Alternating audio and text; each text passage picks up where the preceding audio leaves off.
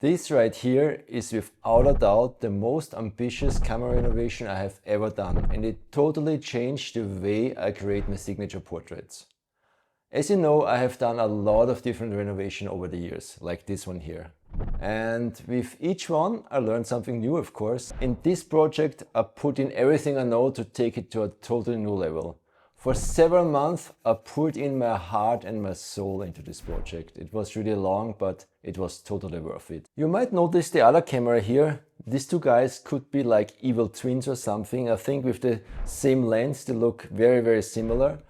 But today I will show you why this camera is a total game changer and how I supercharged it with 3D prints and other modern parts to make it to a steampunk cyber beast. I think that's the best way to put it. It's really a beast, a great camera to work with. Yeah, so stick around so I can show you the hidden gems I put into this camera to make it a real beast. But I will also show you why this camera still has a great place in my heart and it still makes my life much easier. Be sure to stay until the end to see how I use the finished camera to create a very intense portrait of the wonderful Anna Isabell. And now let's modify the 2D camera with 3D prints, guys.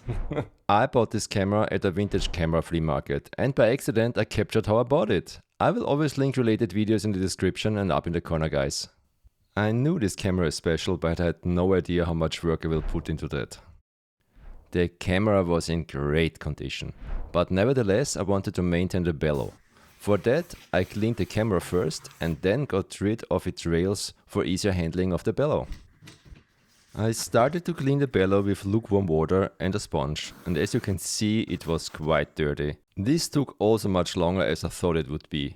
I think this is the most used sentence when I start a new project. I really think I need to make a t-shirt with this sentence on, because I know for sure I'm not the only analog photographer who has this problem. After the bellow dried, I maintained the bellow with some leather palm. Not sure if this is the right translation. In German we say Lederfett. That translates to leather grease or conditioner, but it's kind of more creamy. That's why I like the word balm. And guess what? Yeah, you guessed it. That took again much longer than I thought it would be. I also used it on the handle to make it more shine, and I think the result speaks for itself. It looks really nice and beautiful and shiny again.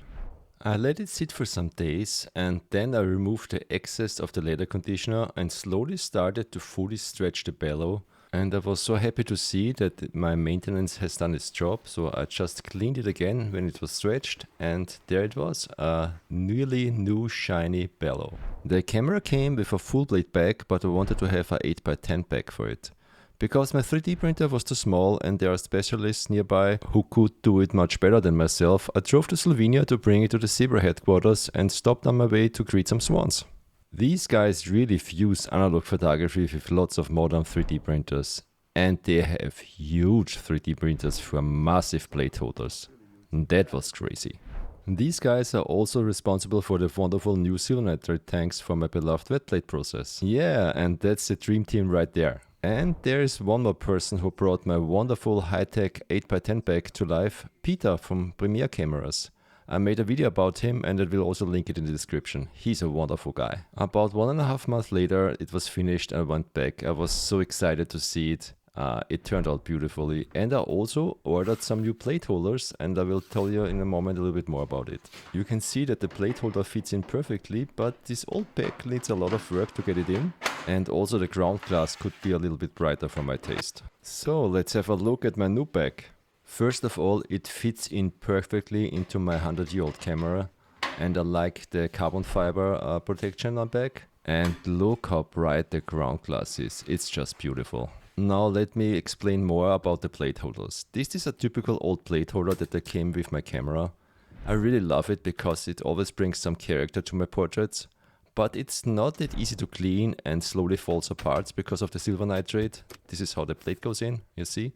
Let's compare it to these high-end plate holders. First of all, because of the magnets, they are much easier to open, and depending on the blade size you can change the springs for a better contact with the plate. These are much easier to clean, and that makes my life so much easier to create cleaner plates like that one from Daria.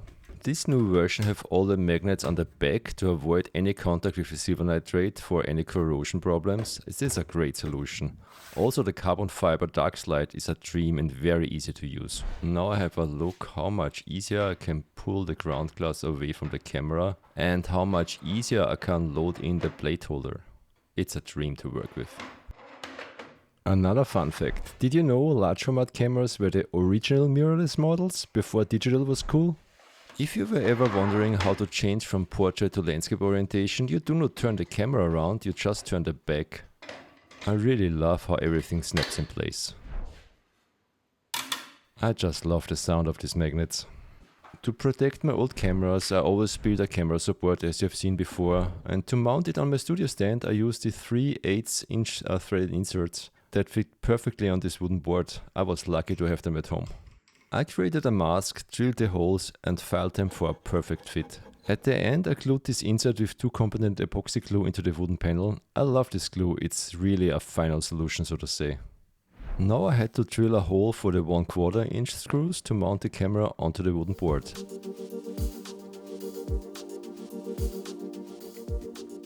And here's a 1/4 inch screw that mounts the camera to the wooden board. See, this connection is much more stable than just one screw. One of the last things I needed to do was to attach a metal sheet onto the camera. After cutting it, I needed to sand it down a bit to increase the surface real estate for the glue and paint. I glued it with Pattex on the board. To spread the glue evenly, I printed myself a tooth spatula. It's also because I'm a night owl and all shops were closed at that time. After the glue dried, I pressed the sheet onto the board and let it sit overnight. This is not necessary, but better be safe than sorry. So after everything was fine, I painted it black because I think the color really matches perfectly the camera.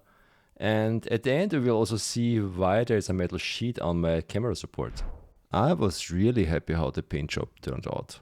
It looks really nice, and now let's have a look how it looks combined with the camera. I always put a non-slip mat underneath my camera so it sits a little bit more secure on my camera support. What do you think? I think it looks really great. The black color matches the Bellow and my new bag, so I'm really happy about how this turned out. Have a look at my concentrated face, I'm so focused. I really hope that the lens port of my Century camera will fit onto the Kodak camera because of the mechanism was very similar and the boards look similar as well.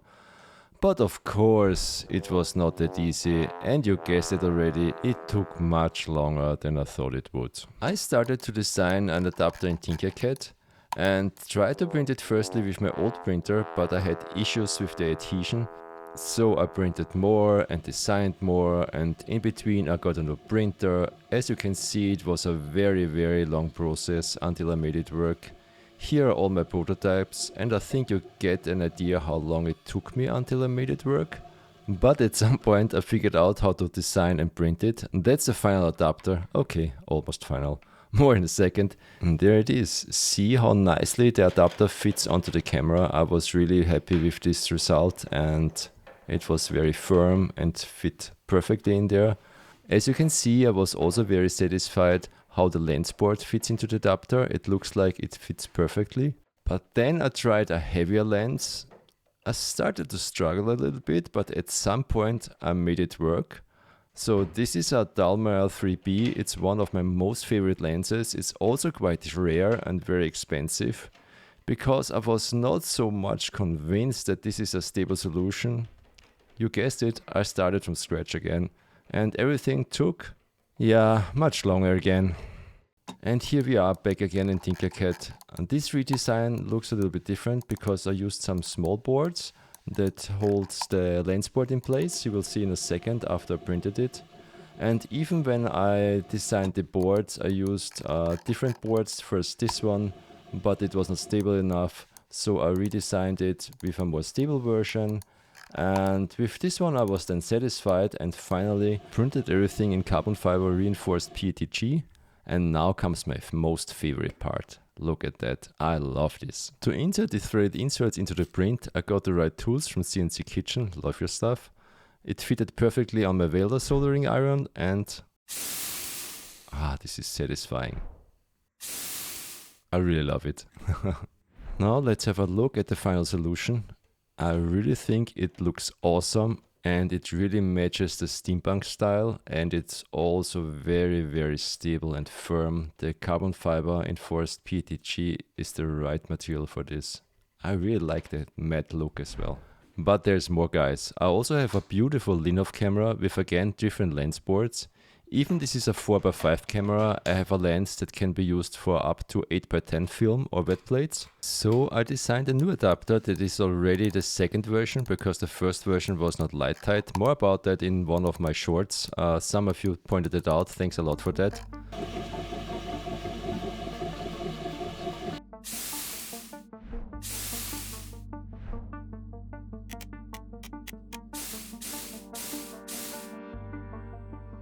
Just for comparison, this was the old Lightweek version, where I put some rails on there to make it more light tight, but this was not a good solution. This is the final working version. Again, it looks so awesome. I love it in combination with the Kodak Eastman camera. Again, I hope you guys get the same steampunk cyber beast vibes as me now. I really love it, it's just awesome.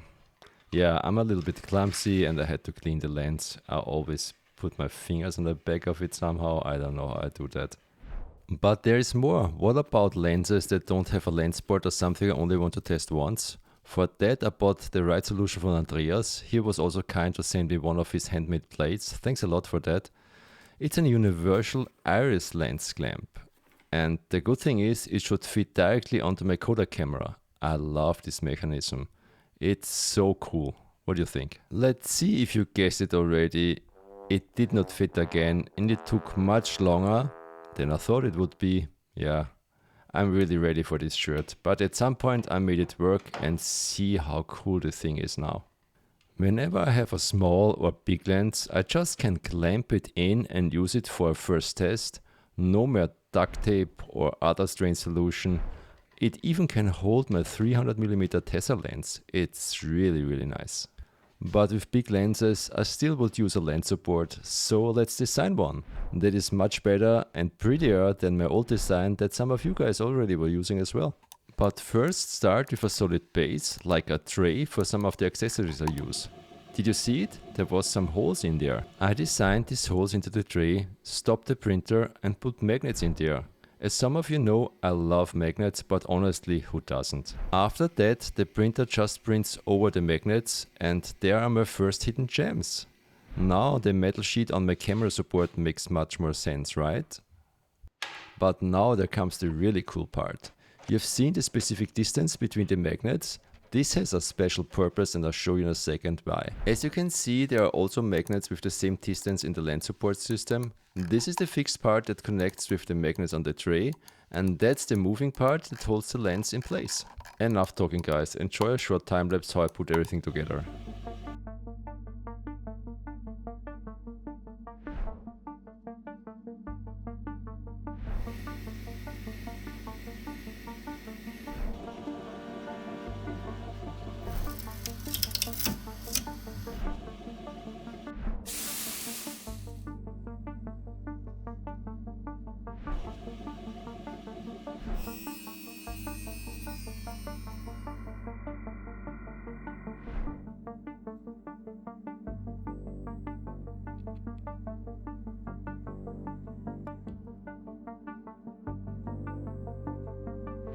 I really love the look of it. I think the little red accent makes it look awesome.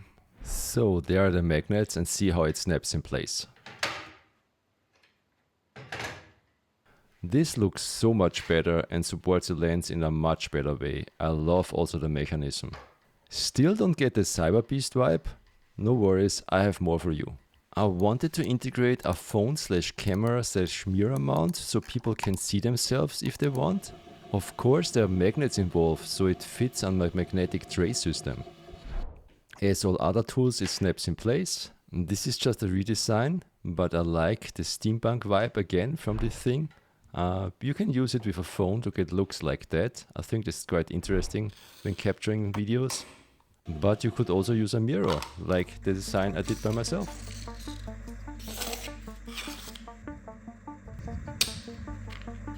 Hi there. But basically it's for analog people so they can see themselves in front of the camera. I think that's a good solution.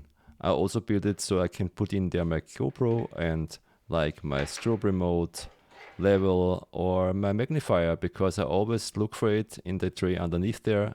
And so I just put it there and it's where needed. So let me now explain why this camera is so much better than the Century. First of all, I can swing the lens. With that I can create very shallow depth of field portraits like this one of Tarja. Making of will come soon. And it's also much more stable and I have no longer problems with missing the focus as well. See how versatile the lens support is? I really love it. This camera also came with an extension rail, and with the extension rail there also came a tripod mount. I think that's really cool and makes it much easier if I have to extend the camera. And now I promise to show you why I still love my old Century camera, because it's fixed mounted on my Linhof tripod and I can shoot now outside without dismounting any camera from my studio tripod. That saves so much time and it's really stable enough with smaller lenses and outside and easier to carry. These two cameras are perfect for my workflow. I really love it. Now enjoy the making of the wonderful Anna Isabell and the portraits I did of her. And see you afterwards with some teasers of my upcoming projects. It's gonna be exciting, I promise.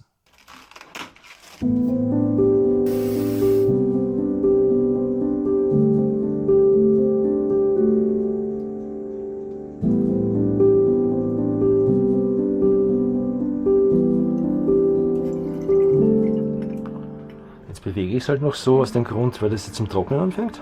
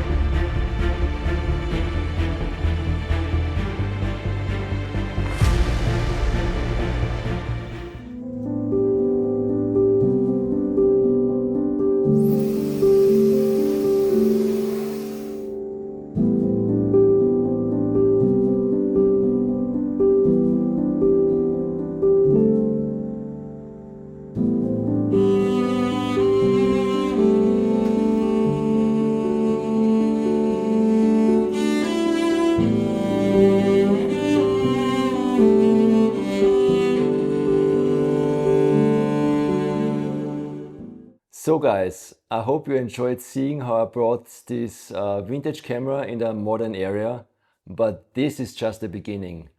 I already shot a lot of portraits with this camera and I can't wait to share them with you. For example, I shot a very moving story of Emily. I call the portraits Emily Portraits of Hope. We captured a lot of footage. I can't wait to share these portraits with you. Very intense and very moving. I also used the camera to shoot portraits from my Inspired series. It's really great. So if you want to see this camera in action and get inspired with more behind the scene footage, be sure to subscribe and turn the notifications on. And if you like what you saw and you want to support me, consider to support me on Patreon. Thanks a lot to my Patreon supporters because you guys make these videos possible. You make it easier to be more creative, and thanks a lot for that. Now there's only one thing to say, like I always do. Thanks for watching, guys. And as always, I'll be back, guys. Has to go. This light has to go. This camera has to go.